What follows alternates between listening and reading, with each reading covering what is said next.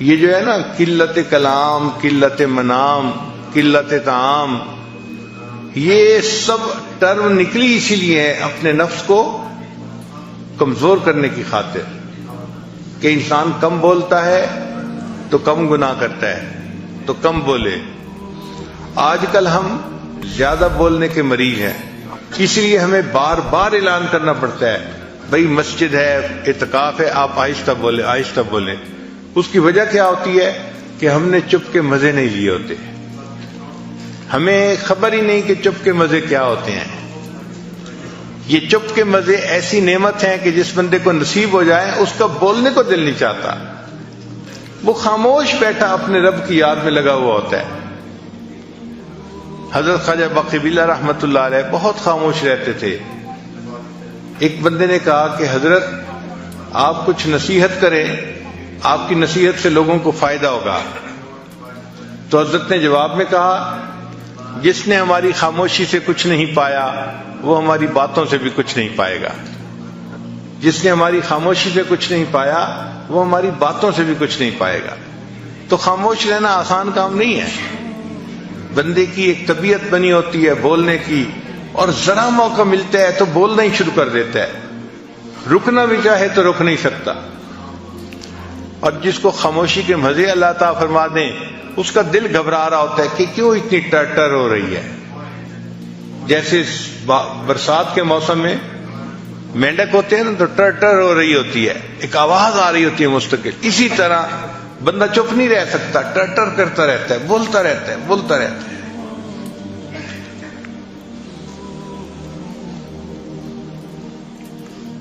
ہمارے مشائخ مراقبہ سکھانے کے لیے خاموش رہنا سکھاتے تھے۔ چنانچہ حضرت اقبال تھانوی رحمۃ اللہ کی خانقاہ پہ جو بندہ تربیت کے لیے آتا تھا پہلا کام اس کے ذمہ لگتا تھا کہ آپ نے کلام نہیں کرنا، بات نہیں کرنی، چپ رہنا ہے۔ ہاں سلام اگر کوئی کرے تو اس کا جواب دے سکتے ہیں چونکہ وہ واجب ہے، اس کے علاوہ کلام نہیں کر سکتے۔ تو صرف سلام کا جواب دینے کی اجازت تھی، اس کے علاوہ کلام کرنے کی اجازت نہیں تھی۔ حضرت خواجہ مجذوب رحمۃ اللہ علیہ چونکہ شاعر تھے اور ان سے لوگ زیادہ واقف بھی تھے اور مانوس بھی تھے، تو ان سے زیادہ باتیں کرنے کی کوشش کرتے تھے۔ تو حضرت خواجہ مجذوب رحمۃ اللہ نے کیا کیا تھا، ایک گتے کے اوپر لکھ دیا تھا خاموش، اور داغا ڈال کے اس کو گلے میں لٹکا لیا تھا۔ تو اگر کوئی بندہ ان سے بات کرنے لگتا تھا تو وہ اس کی طرف اشارہ کر دیتے تھے، صرف بھئی دیکھ لو یہ سائن ہے، خاموش۔ اس طرح خاموش رہتے تھے۔ حضرت مفتی محمد شفیع رحمۃ اللہ علیہ اور حضرت مولانا یوسف النوری رحمۃ اللہ علیہ کے بارے میں آتا ہے کہ جب دونوں شہزادوں نے علم حاصل کر لیا تو تھانہ بھون حاضر ہوئے کہ حضرت کی خدمت میں کچھ وقت رہتے ہیں۔ اب جب وہاں گئے تو عشاء کی نماز پڑھ کے کمرے میں آئے، دونوں کو رہنے کے لیے ایک ہی کمرہ دے دیا گیا تھا۔ تو کچھ بیٹھے تو کوئی بات چیت شروع ہو گئی، تازہ علم پڑا ہوا تھا، بات ہوتی گئی۔ تھوڑی دیر کے بعد جو خانقاہ کا خادم تھا بوڑھا، وہ آیا، اس نے آ کے دروازہ کھٹکھٹایا کہ جی خانقاہ میں عشاء کے بعد باتیں کرنے کی اجازت نہیں ہے، آپ چپ ہو جائیں۔ وہ چپ ہو گئے، مگر اس کو روٹین میں لیا، اور تھوڑی دیر کے بعد پھر کوئی مسئلہ شروع ہو گیا، پھر باتیں شروع ہو گئیں۔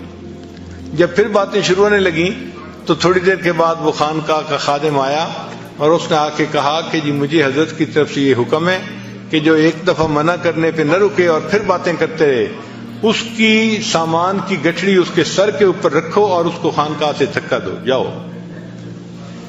جب آپ نے بات سمجھنی نہیں تو رہنے کا کیا فائدہ، کیوں وقت اپنا بھی ضائع کر رہے ہو، ہمارا بھی ضائع کر رہے ہو۔ تو اس نے کہا جناب میں دوسری دفعہ آ کے بتا رہا ہوں، اب اگر میں نے آپ لوگوں کی آواز سن لی تو میں نے آپ کا سامان آپ کے سر پہ رکھنا ہے اور آپ کو خانقاہ سے نکال دینا ہے۔ پھر دونوں کو احساس ہوا کہ خاموشی کی اہمیت کتنی تھی، کتنا سیریس معاملہ تھا۔ پھر اس کے بعد وہ نہیں بولے۔ ایک عالم آئے حضرت تھانوی رحمۃ اللہ کو ملنے کے لیے، بڑے عالم تھے، مگر حضرت نے انہیں کہا کہ آپ نے بات نہیں کرنی، چنانچہ وہ بالکل نہیں بولتے تھے۔ تو تھانہ بھون کے جو مقامی لوگ تھے وہ ان کو گنگا سمجھتے تھے، کیونکہ کبھی بولتے سنا جو نہیں، اس کو کوئی بات بھی کرنی ہوتی تھی تو اشاروں سے کرتے تھے، تو لوگ ان کو گنگا سمجھتے تھے۔ جب وہ کچھ عرصہ رہے اور ان کے اوپر رنگ چڑھ گیا تو اب حضرت نے ایک دن انہیں کہا کہ آپ درس قرآن دیں، تو انہوں نے درس قرآن دینا شروع کیا تو مقامی لوگ حیران تھے اور آپس میں باتیں کر رہے تھے کہ دیکھو حضرت گنگوہی کی کرامت کے گنگے بندے نے بھی بولنا شروع کر دیا۔ تو مشائخ اتنا چپ کا مجاہدہ کرواتے تھے کہ بات ہی نہیں کرنی،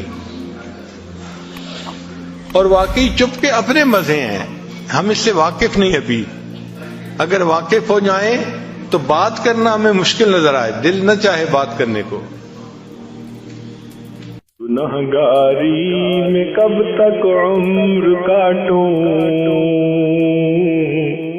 بدل دے میرا رستہ دل بدل دے۔